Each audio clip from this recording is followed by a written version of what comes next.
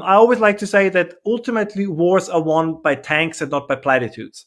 And what I mean by this is that the kind of energy and industrial policy that we have conducted all over Europe, including the UK, just think about Port Talbot, for example, right, and the British steel industry.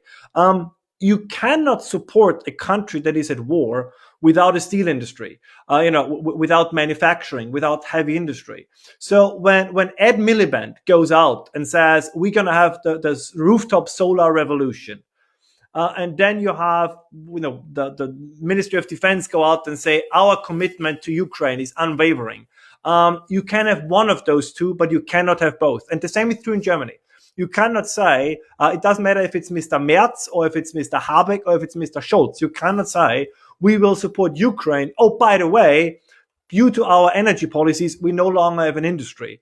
Because just as with domestic terrorism, thoughts and prayers do not solve a problem. They might be appropriate, they might be, emotionally stabilizing, but they don't solve the problem. And that is the same case here. What Ukraine needs, is ammunition, is tanks, is armored personnel carriers. They need hard equipment to fight a war. But given the current status of the European economy, we do not have the means to provide this. I give you a very quick example.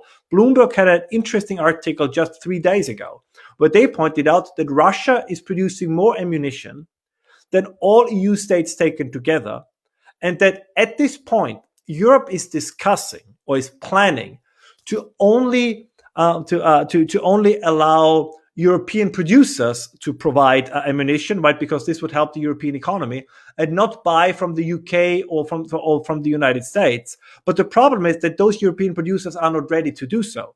So European politics, both energy, industrial, and economic policies, are directly undermining support for Ukraine.